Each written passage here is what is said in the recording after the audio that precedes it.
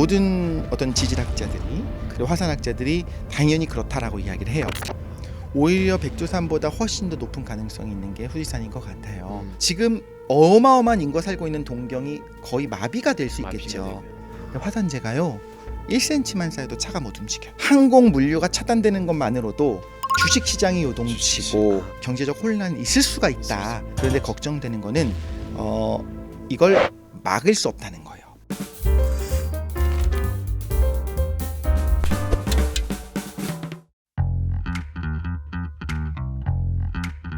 이게 웬 난리지? 안녕하세요. 난리지 쇼에 오신 걸 환영합니다. 저는 진행을 맡은 파비앙입니다. 여러분, 백두산이 2년 뒤, 그러니까 2025년에 폭발할 수 있다는 얘기 계속 나오잖아요. 화산 폭발은 인류 멸망 시나리오 중 하나로 꼽히는 엄청난 재해인데요. 오늘은 과학 평론가를 모시고 현대 사회에서 대규모 화산 폭발이 가져올 수 있는 위기, 그리고 우리가 대비할 수 있는 것들에 대해 이야기해 보겠습니다. 어서 오세요. 안녕하세요. 네, 먼저 간단한 자기소개 부탁드릴게요. 네, 안녕하십니까. 과학평론가 이덕실입니다. 과학이 얼마나 아름다운지 많은 분들에게 같이 공감받고 싶어서 그런 이야기를 이야기하는 이야기꾼 역할을 하고 있습니다. 아, 좋습니다. 요즘 아무래도 뭐 백두산 폭발에 대해서 얘기 많이 나오고 있는데 많이 바쁘시겠네요. 바쁘면 안 되는 그쵸, 상황인데 예. 네, 맞습니다. 저는 오히려 우리나라의 어떤 방제 시스템에 대한 이야기를 하고 싶었어요. 그래서 최근에 일본에 한번 갔었을 때 거기서 방제 시스템이 어떻게 되어 있는가를 좀 둘러보고 네. 올 수 있는 기회가 있었는데 우리나라에 활화산이 있다라고 하는 사실을 모르는 분들도 되게 많거든요. 그렇죠. 하지만 백두산은 굉장히 커다란 화산, 초화산에 분류가 되고 혹시나 만약에 분화하게 되면 큰 문제가 있을 가능성이 있으니까 그런데 준비하지 않으면 위험할 수 있겠다 싶어서 네. 그래서 이런 이야기를 하고 있습니다.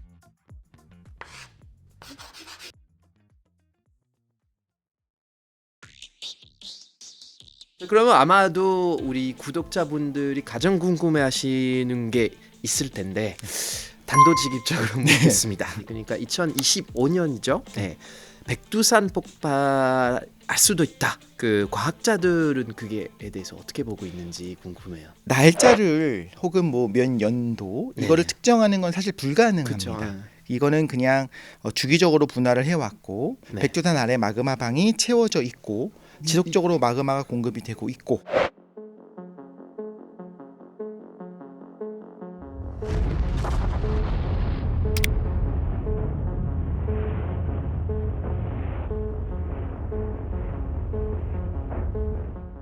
그래서 예를 들면 마그마방에 마그마가 계속 공급되고 있는 일본 열도의 예를 들자면 네. 계속적으로 들어오니까 주기적인 분화가 일어납니다. 네. 우리가 이름을 들으면 익히 알만한 산들이 있죠. 그런데 그런 산들이 주기적으로 분화하는 것처럼 백두산도 마찬가지다. 그렇기 때문에 분화의 가능성이 있다라는 건데요. 모든 어떤 지질학자들이 그리고 화산학자들이 당연히 그렇다라고 이야기를 해요.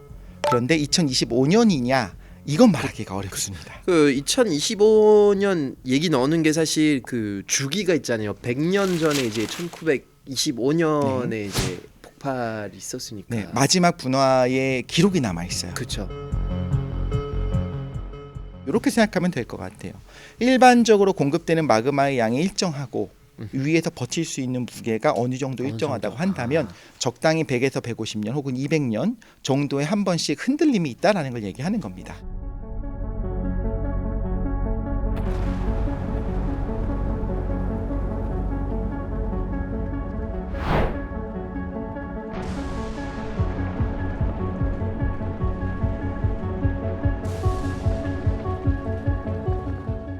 근데 이거 잴 수 있는 거예요? 놀랍게도 우리의 GPS를 사용하게 되면 음흠. 어느 정도 산체가 부풀어 오르는지도 정확하게 아. 알 수가 있겠죠. 그럼 어느 정도 대비할 수 있는 거네요. 맞습니다. 거대한 분화라고 하면 반드시 징조가 있어요. 징조 없이 갑자기 거대한 분화가 일어나는 경우는 굉장히 드물기 때문에 네.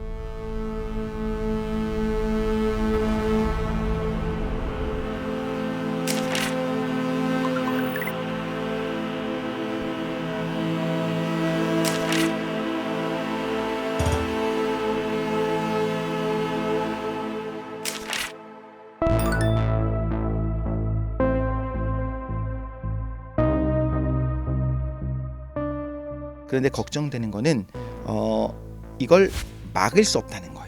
어쨌든 언젠가는 이제 백두산이 폭발할 가능성이 있다는 거고. 네, 맞습니다. 그리고 미리 폭발에 대해서 우리가 알아둘 필요가 있는 거죠. 저는 그런 생각을 해요. 예를 들면 뭐 호들갑을 막 떨고 공포를 조성하고 우리 다 같이 뭐 이민 가야 됩니다. 무조건 다음에 폭발하게 되면 뭐 우리 한반도 엉망됩니다. 이 말을 하자는 것이 아니고요. 그렇죠. 너무 모른다는 거죠. 화산하면 제일 두려운 게 뭐예요? 그거 같아요. 뭐 라바?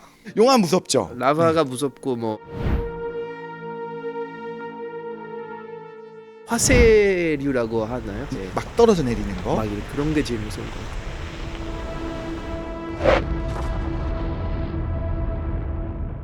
지금 말씀하신 화쇄류라고 하는 것이 폭발을 일으켰을 때 실제로 연기가 나오는 것은 아니고 꽉 눌려 있었잖아요. 위에서 압력으로 누르고 있었던 암석이 팡 하고 터져 나오면서 마치 맥주를 흔든 다음에 칙 하고 따면 큰일 나죠. 확 하고 튀어나오잖아요. 네네네. 그렇게 갈갈이 찢어져서 나오는 암석 조각이에요.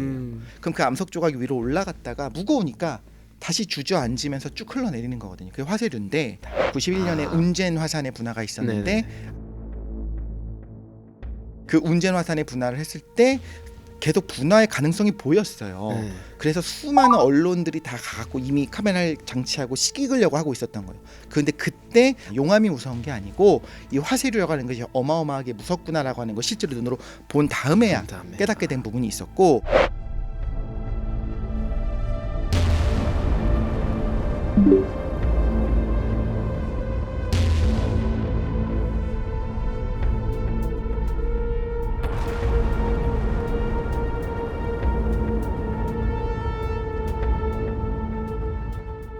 (2014년에) 온타케산의 분화가 있었습니다. 네. 징조가 없이 갑자기 분화를 했어요. 이게 가능해요? 수증기 폭발은 가능합니다. 이게 어떤 거냐면 정말로 내부에서 용암이 마그마가 구구구구궁 하고 올라와서 빵 하고 터져 나오는 건 구구구구궁 하는 과정이 있어요. 네네. 그래서 온도도 좀 올라가고 화산성 지진도 많아져야 되는데 수증기 폭발은 이 지하수에 닿는 거예요. 그래서 물이 갑자기 팽창하면서 팡 하고 터져 나옵니다. 그러니까 규모는 작겠죠. 규모는 작은데 그런데 많이 죽었어요. 아 진짜. 이 온타케산은요 사실 굉장히 의미가 있는 게 1979년에 온타케산이 당연히 휴화산인 줄 알았는데 분화를 갑자기 했어요. 갑자기. 그래서 휴화산의 개념이 없어졌습니다. 지금 우리나라도 저 배울 때는 백두산은 휴화산이고 제주도의 한라산은 사화산이다 이렇게 배웠었는데 이젠 그 개념이 없어졌어요. 그렇죠. 뭐 울릉도도 사실 활화산으로 활화산입니다. 보면 맞습니다. 되죠. 네. 이런 걸 보면서도 계속 연구를 해야 되고 지금도 잘 모르는 부분들이 있는 거예요.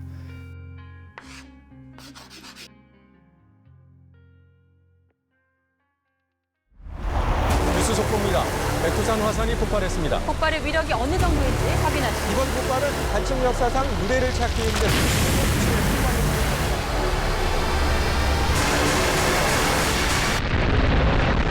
만약에 크게 터지면 가까이 있는 한국도 구체적으로 어떤 피해가 있을까요? 그러니까 낮은 확률이지만 큰 분화가 있다고 하면 첫 번째 일단 용암은 당연히 한국까지 못 오겠죠. 우리 그렇죠. 대한민국 남한까지 못 내려올 거고요. 예. 라하르도 당연히 그 근처에만 비가 뿌리는 것도 그 근처가 될 거고 화산 그 화쇄류도 그 근처가 될 겁니다. 그래서 화산재는 좀 다른 것 같아요. 과거의 분화의 경우에는 화산재가 편서풍을 타고 일본으로 넘어갔어요. 그래서 일본에서 많이 꽤 깊게 이렇게 출토가 되기도 했었는데 사실 이번에 최근 태풍을 보고서도 알겠지만 경로를 우리가 알 수가 없어요. 아, 그렇죠. 기본적으로 우리가 평서풍 지대에 있지만 바람 방향이 항상 이쪽에서 오는 것이 아닙니다. 그리고 그걸 하나 예시를 들자면 91년도에 필리핀 피나투보에서의 화산이 분화가 있었는데 네. 우연입니다. 하필이면 화산 분화, 거대한 분화가 있고 그 다음 날에 태풍이 도착했어요. 아, 그래서 그러면 이제 가속되는 거죠. 맞습니다. 이 말은 우리가 기후가 어떻게 변할지를 지금 기후도 변화되고 있는 시기 가운데 있고 어떤 상황으로 인해서 북풍이 불고 있거나 북서풍이 불고 있는 상황이다라고 한다면 한국까지도 화산재가 내려올 수가 있다. 화산재가요 1cm만 쌓여도 차가 못 움직여요. 그렇죠. 왜냐하면 앞으로 안 보이죠. 보이지도 않고 보이지? 미끄러워요. 그대로 쓱쓱 미끄러집니다. 그렇죠. 눈이 쌓여 있을 때는 우리가 눈을 녹이기 위해서 염화칼슘을 뿌리잖아요. 근데 화산재를 지울 수가 없는 거예요. 그리고 또 하나가 좀 걱정되는 것 중에 하나가 화산재가 전력을 마비시키기도 하거든요. 그럼 만약에 정말 추울 때 전력이 마비가 된다라고 하면 그러면 이제 사상자가 생길 수 있는 보일러가 거죠. 안 되고. 맞습니다.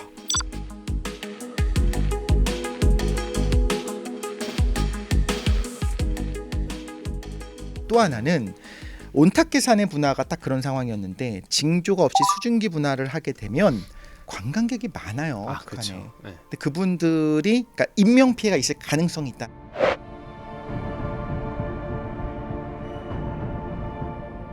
근데 이걸 대비하는 것이 가능하냐? 약간 증가한다고 해서 관광객을 다 막진 않습니다. 그렇죠. 백두산도 정말 성수기 때 가면 진짜 막 줄 서서 올라간다면서요. 그럼 그분들이 최악의 경우에 피할 수 있는 대피터라도 있어야 되는 거예요. 근데 그런 부분이 과연 있느냐 좀 잘 생각해 볼 필요가 있겠죠.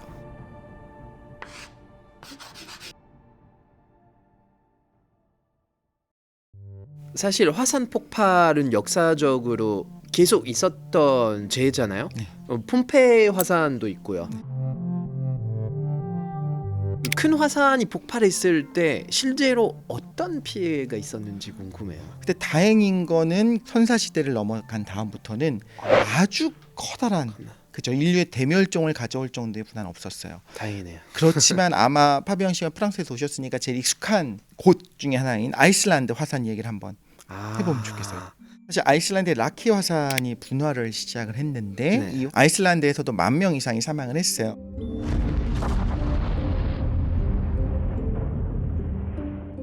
근데 그 이유가 용암에서 못 도망가서라기보다는 유독가스가 나오는 부분들, 유독가스. 화재가 발생하는 거 이런 것 맞아요. 때문에 또 하나가 아사를 합니다. 그렇죠. 식량 부족이 맞습니다. 있으니까. 그런 일들이 벌어지게 되는데 당시에 용암만 나오는 것이 아니고 아황산 가스가 같이 나옵니다. 아산가스도 나오고. 그리고 그것이 굉장히 많은 양이 나오게 됐어요.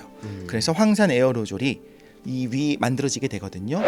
그러면서 유럽 대륙 전체 기상 이변이 벌어지기 시작하는 거예요. 그렇죠. 식량이 부족해지기 시작하고 어떤 빈곤, 기근 이런 문제가 심각해지는 거죠.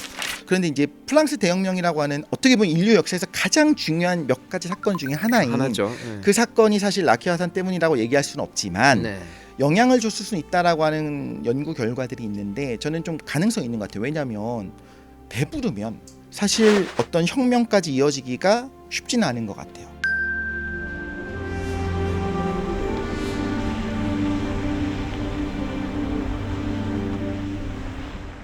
이런 것이 한 번 지나간 다음에 구조적인 문제가 보이는 거예요. 나는 너무 배고픈데 저 네. 사람들은 왜 저러고 있어? 저 사람들은 곳간에 음식이 가득한데 프랑스는 곳간이라고는 안 하겠네요. 뭐 한국이랑 프랑스의 가장 큰 공통점은 저는 음식에 대한 사랑이라고 생각을 하거든요. 네. 배고프면 못 찾는데 사람들이기 때문에 네. 이 실제로 프랑스 사람들이 혁명을 할 때 on veut du pain, 우리는 빵을 먹고 싶다 이런 구호를 많이 외쳤더라고요. 한 10년 전에도 아이슬란드에서 화살 폭발하지 않았나요? 네, 아마 기억하실 거예요. 제가 사실 오늘 얘기하고 싶은 포인트 중에 하나인데 이때 무슨 일이 있었느냐. 사람이 많이 죽고 기후변화가 일어나고 이게 아니라 항공 물류가 차단이 됩니다. 아까 말씀드린 것처럼 결국은 돌가루예요. 돌가루가 대기 중에 있다고 하는 것은 비행기 엔진에게 빨려 들어가면 문제가 생기잖아요. 네네. 그래서 한동안 비행기가 뜨지를 못하는 거예요. 그렇죠. 이렇게 됐을 때 어떤 문제가 있냐? 경제적인 타격이 있게 된다는 거죠.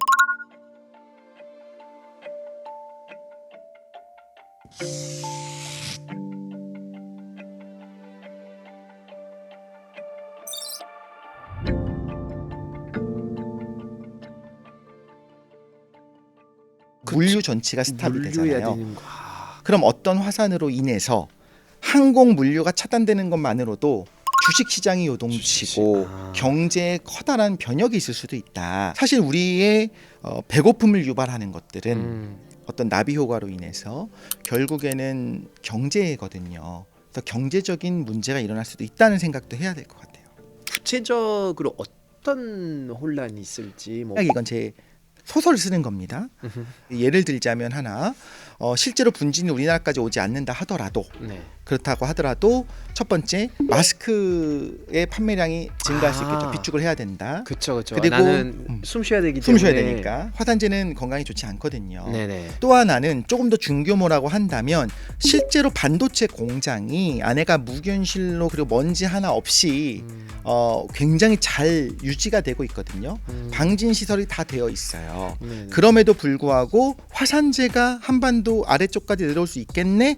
그러면 반도체 시설 문제가 될 수 있겠다 해서 주가가 뚝뚝 떨어지는 우리나라뿐만 아니라 외국의 큰 손들이 주식을 뺄 수도 있는 상황들이 일어날 수 있는 거예요. 그래서 이런 것들은 꼭 이성적인 상황은 아니다. 제가 드릴 수 있는 말씀은 분명히 복합적으로 작용하는 부분들은 있다. 있을 거예요. 그러면 진짜 백두산이 크게 폭발하게 된다면 그 세계 전체 경제에 어떤 영향이 미칠까요? 규모가 정말 크다고 하면 북한과 뭐 러시아 일부 그쪽 그리고 연해주 그리고 뭐 중국과의 문제뿐만이 아니고 일본으로 화산재가 많이 갈 가능성이 있어요. 그럼 일본의 일부가 마비가 될 수 있겠죠. 그리고 전체적으로 물류 전체가 잠깐 스톱한다고 하면 일본과 대한민국이 우리가 차지하는 경제의 비중이 엄청나게 높습니다. 최악의 경우에 중국 쪽으로 주로 흘러내려가면서 거기에 어떤 문제를 일으킨다. 중국의 동북 쪽에 굉장히 공업 도시들이 많이 있어요. 그렇죠. 거기가 만약에 피해가 있게 된다라고 하면 나비 효과가 있기 때문에 전 세계적인 경제적인 어떤 침체가 아예 올 수도 있을 거고 제일 두려운 거는 그것이 군사적인 대결 그 어떤 갈등으로 가게 되지 않을까. 그러니까 적어도 시나리오는 우리가 알고 체크해 볼 필요는 있다라는 겁니다.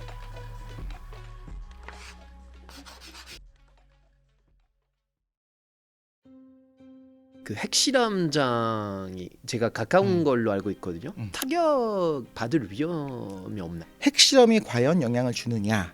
과거 핵실험이 있었을 때도 그 이후에 작은 지진들이 관측이 됐어요. 미국과 소련이 당시 소련이 그렇게 많은 핵실험을 했습니다. 그때 보고서들을 읽어보면 70년대까지 나왔었던 보고서를 읽어보면 원래 지진이 많은 그런 열도에서도 그렇게 많은 핵실험을 했음에도 불구하고 지진이나 화산이 더 증가한 경향은 없다라고 하는데 이거는 그냥 정성평가였던 것 같아요.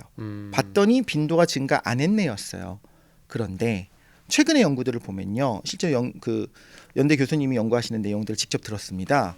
요즘은 직접 볼 수가 있어요. 지진파가 이렇게 딱 닥쳤을 때 내부에 있는 마그마 챔버가 어떻게 흔들리는지 볼 수가 있어요.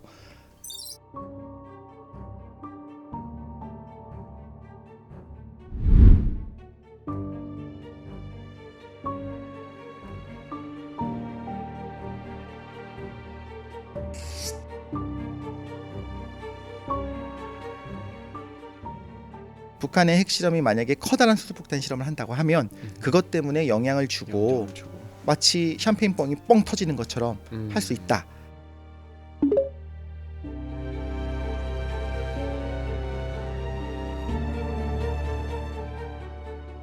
그러면 북한이나 중국 같은 경우에는 이제 폭발하면 이제 피해가 있을 텐데 네. 그거를 대비해서 뭐 어떤 뭐 안전 교육이라든지 뭐 연구 같은 거 하고 있나요? 이게 좀 중요한데 크게 보자면 당연히 당사자인 국가이기 때문에 연구는 당연히 하고 있어요. 지금 백두산 이게 반을 나눠서 중국도 반을 가지고 있단 말이죠. 그래서 중국과 북한의 과학자들이 이때부터 계속 감시를 하고 모니터링을 하고 있습니다. 근데 흥미로운 것 중에 하나는 우리나라에서도 당위 연구를 진행을 같이 하고 싶잖아요.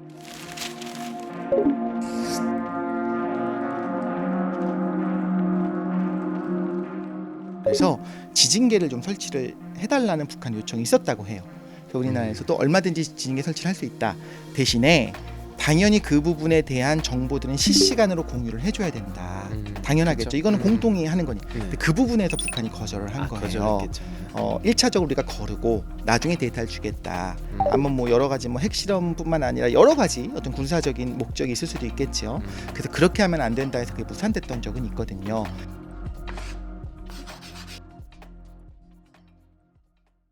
화살 폭발로 사실 제일 영향이 큰 게 기후 변화잖아요. 거대한 화산이면 그걸 봐야 될 것 같아요. 1815년에 인도네시아의 탐보라 화산, 네. 그거를 아시네요. 네네. 우리나라에서는 잘 모르는 분들이 많아요.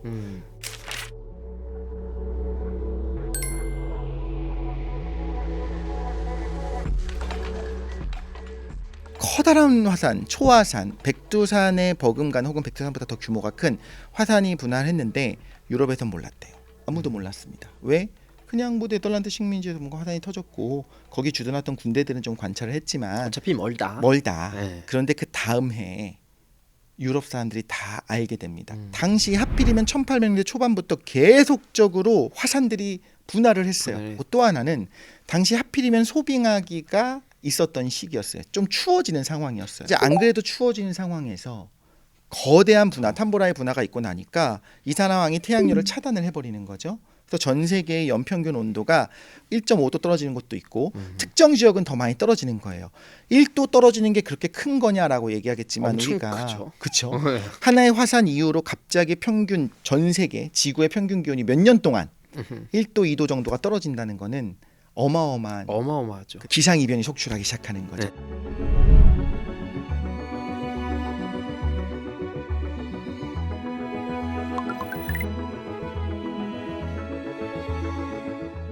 나중에 알게 되는 거죠. 아, 이런 일련의 화산들의 분화, 특히나 탐보라산이라고 하는 거대한 분화 때문에 이런 일이 벌어졌구나.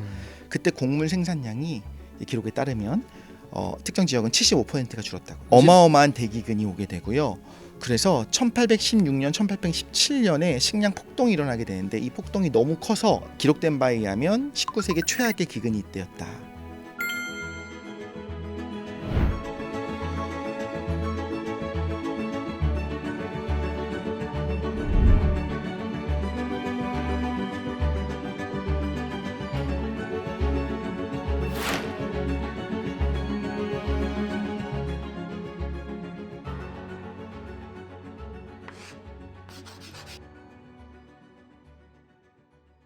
후지산 다녀오셨다고 하니까 한국과 가까운 후지산도 폭발 가능성이 있잖아요. 오히려 백두산보다 훨씬 더 높은 가능성이 있는 게 후지산인 것 같아요. 실제로 연구도 많이 하고 있고 기사도 계속 나오고 있습니다.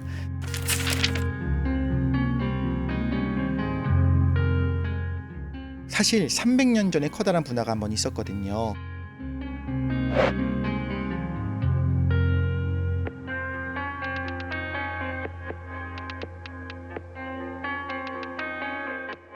단층에 계속 에너지가 가해지고 있어요. 언젠가 이게 부러질 겁니다. 대지진이 일어나겠죠. 그럼 그 지진과 더불어 후지산이 동시에 폭발할 가능성에 대해서 전문가들이 이야기를 하는 거예요. 항상 가능성입니다. 안 그러면 좋겠고 안 그럴 수도 있겠죠. 하지만 만약에 동시에 닥치게 된다면 지금 어마어마한 인구가 살고 있는 동경이 거의 마비가 될 수 있겠죠. 그리고 또 하나 아소산이라고 하는 화산도 굉장히 커다란 화산이에요.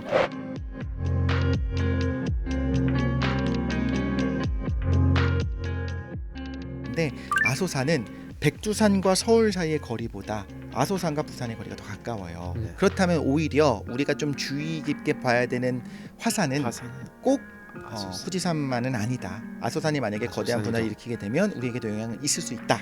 네, 저희가 지금까지 뭐 백두산도 얘기했고 또는 뭐 후지산, 뭐 활화산 사실 많죠. 뭐 한라산도 있고요. 그리고 뭐 울릉도도 있는데 근데 요즘 따라 왜 이렇게 얘기가 많이 나오고 있는지 궁금해요. 우리나라는 화강암지대에 있고 아주 안정적이기 때문에 지진도 없고 화산도 없어라고 생각해 왔는데 사실 지진이 있었지 않습니까? 포항 경주 지진이 있으면서 심지어 수능이 연기되는 초유의 사태가 있었어요. 아, 우리가 그렇게 안전하지만은 않구나라는 걸 깨닫게 된 거고요. 또 울릉도 같은 경우에도 생각을 못했었는데 분명히 지금 계속적으로 활동이 일어나고 있다라고 하는 거거든요. 그 말은 아예 없고 우리는 그런 게 없어 안전해라고 생각하는 것과 있다라고 하는 사실은 알고 그렇다면 어떻게 행동해야 될지를 알자라고 하는 건 좀 차이가 있거든요. 저는 오히려 지식이 확장되는 과정에서 또 많은 과학자분들이 또 이야기를 하면서 적어도 우리가 이걸 바로 알자라고 이야기하면서 나온 좀 긍정적인 효과라고 생각합니다. 울릉도 폭발할지 모르니까 안 가는 건 아니잖아요. 안 가는 건 아니죠. 뭐 그렇죠. 한라산도 제가 얼마 전에 다녀오려고 했는데 예약제니까 굉장히 그쵸. 힘들더라고요. 네, 맞습니다. 힘들어요. 꼭 다녀올 만한 가치가 있고 네. 그리고 아까 말씀드린 것처럼 수증기 폭발 같은 드문 일이 아니라면 네. 당연히 화산 활동이 증가하는 걸 미리 알 수 있어요. 그렇다면 이 자연 현상을 사실 우리 힘으로 어찌할 수 없는 거잖아요. 맞습니다. 화산 폭발에 대해서 우리가 그래도 대비할 수 있는 그런 방법들이 있을까요? 정말 화산이 주기적으로 분화하는 나라들은 이미 경보 시스템이 다 있습니다. 그래서 화산의 활동이 감지가 되면 주변 주민들에게 대피령까지 내려요. 대피를 했는데 분할하지 않는다? 그게 반복된다. 그것도 문제가 돼요. 그래서 이 부분은 노하우가 있어야 돼요. 그렇지만 실제로 피나투보산의 경우에는 대피 명령을 내린 다음에 얼마 안 있어서 분화가 일어났어요.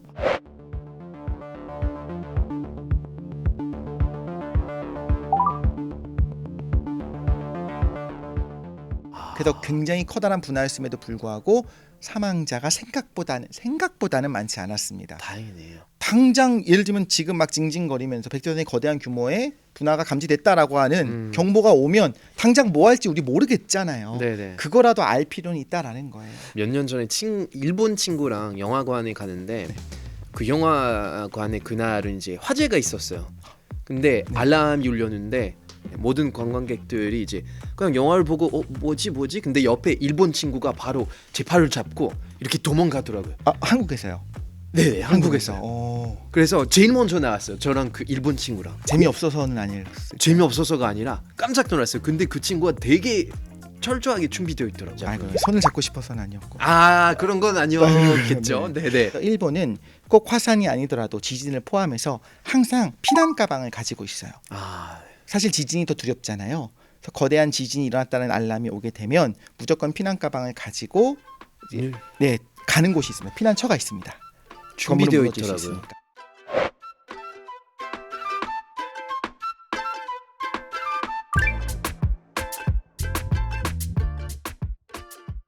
혹시 프랑스는 어때요? 프랑스도 화재 알람 링 한 소리 나면 네네. 다 일어나서 나갑니까? 프랑스는 자유분방한 분위기 때문에 다들 다르게 움직일 것 같아요. 일단 확실한 거는 하라는 대로 하진 않을 것 같아요.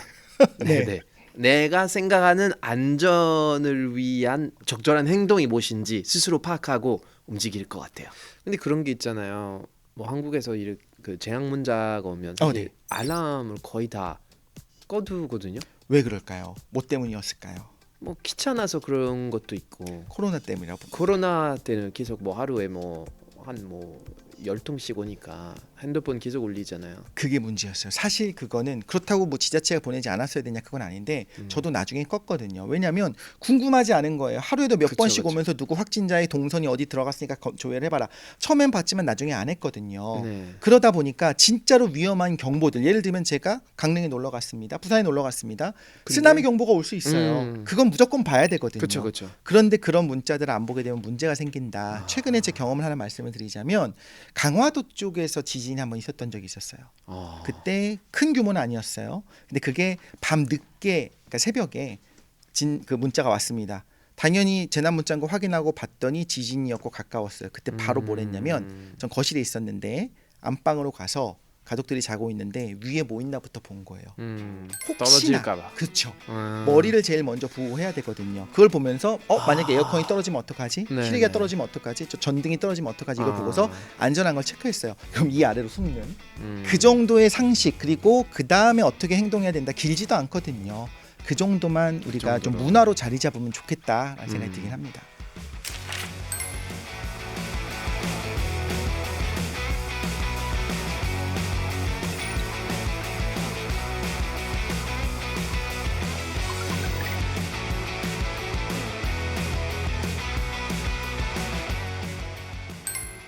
네, 오늘 이게 웬 난리지에서는 백두산 폭발설에 대해 알아보고 화산 폭발에 대비해 우리가 해야 할 일들을 짚어봤는데요. 오늘의 난리지 마지막으로 한 줄로 정리해 주신다면? 우리나라는 안정적인 기반함 위에 있지만 안전한 나라는 아니다.